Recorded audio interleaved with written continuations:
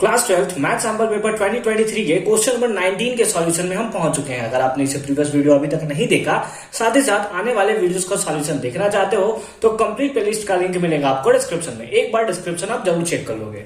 Question number 19 क्या है? Assertion और रीजन बेस्ड ये क्वेश्चन है। असर्शन और रीजन बेस्ड क्वेश्चंस के ऑप्शंस क्या होते हैं वो आपको बहुत अच्छे तरीके से पता है। असर्शन दिया है, रीजन दिया है। पहला हो सकता है असर्शन रीजन सही है और रीजन करेक्ट एक्सप्लेनेशन है। दूसरा है करेक्ट एक्सप्लेनेशन नहीं है। तीसरा में होगा असर्शन सही है, रीजन गलत है। चौथा ऑप्शन होता है रीजन सही है, असर्शन गलत है। ठीक है, यही चार ऑप्शन हमें देखने को मिलता है। हमें मेन जो हमारे पास यहाँ पे मुद्दा है वो है कि क्या ये फंक्शन सही है या नहीं है। ठीक है, हमें दिया है डोमेन ऑफ द फंक्शन इतना इस इतना और इतना। क्या इस फंक्शन, ये जो हमें फंक्शन दिया है इसका डोमेन इतना और इतना होगा? तो उसके लिए तो हमें चेक करना पड़ेगा। हम लोग जानते हैं सेक स्क्वायर 2x का नहीं, लेकिन हमने पढ़ रखा है सेक इनवर्स x का डोमेन। सेक इनवर्स x का अगर हम लोग इधर डोमेन लिखे सिंपली, ये हमारा यहाँ पे डोमेन है। रेंज के बारे में तो बात नहीं किया, लेकिन चलो रेंज फिर भी लिख लेते हैं हम लोग। ठीक है, तो रेंज इस साइन इनवर्स x का डोमेन कितना होगा? That is r minus open interval of -1 to 1 है ना। -1 to 1 होगा, -1 क्यों लिख रहा हूं मैं?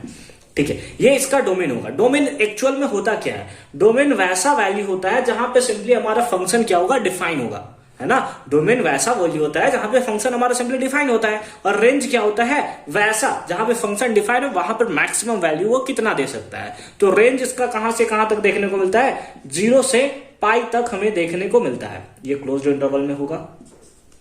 लेकिन आपको पता है पाई2 पे ये सिंपली फंक्शन क्या होता है? अनडिफाइंड होता है, क्योंकि यहां पे सिंपली हमें वैल्यू इन्फिनिटी देखने को मिलता है। तो ये हो गया इसका रेंज। तो ये डोमेन हो गया, ये इसका रेंज हो गया। लेकिन क्या इसके बारे में बात किया? नहीं, साइन इनवर्स 2x के बारे में बात किया हुआ है। क्या r जो है वो माइनस है, कहां से? Open interval of -1 to 1। यहां पर हम लोग लिख सकते हैं कि x, अगर हम लोग सपोज करें डोमेन को x, तो डोमेन का जो वैल्यू होगा ना वो लेस देन होगा किससे? -1 से, और ग्रेटर देन होगा किससे? x का वैल्यू जो होता है ग्रेटर देन और इक्वल्स टू होगा किसके? 1 के। होगा या नहीं होगा? बोलो, होगा या नहीं होगा? हाँ सर, बिल्कुल होगा।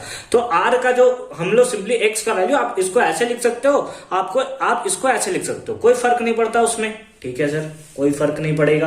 हाँ चलो, अच्छी बात है। लेकिन हमें इसके बारे में तो पूछा नहीं है। हमें किसके बारे में पूछा है? सेक इनवर्स 2x के बारे में दिया हुआ है, सेक इनवर्स 2x के बारे में। तो जो सेक इनवर्स x में ये वैल्यू था, ये सिंपली क्या बन जाएगा? 2x बन जाएगा। यानी 2x इज लेस देन और इक्वल्स टू -1, और यहां पर हमें देखने को मिलेगा x इज ग्रेटर देन और इक्वल्स टू 1।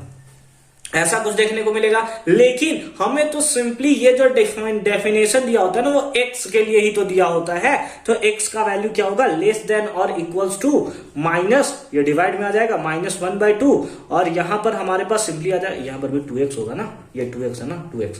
तो x इज ग्रेटर देन और इक्वल्स टू 1/2, यानी x का वैल्यू लेस देन और इक्वल्स टू होगा -1/2, और x का वैल्यू ग्रेटर देन और इक्वल्स टू होगा कितना? 1/2।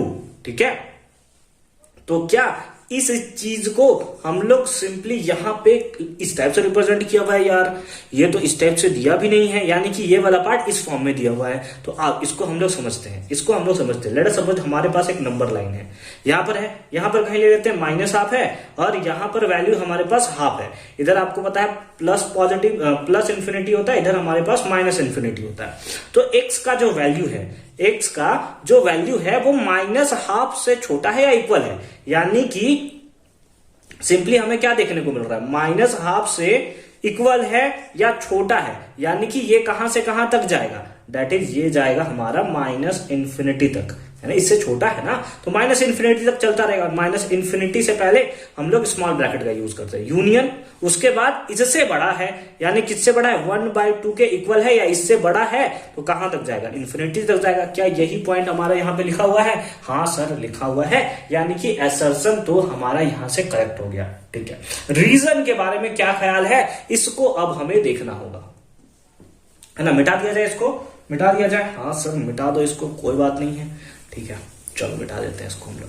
ठीक है, अब यहां पर हमें क्या दिया हुआ है? That is sec inverse -2 is equals to -π/4। ऐसा हमें कुछ दिया हुआ है।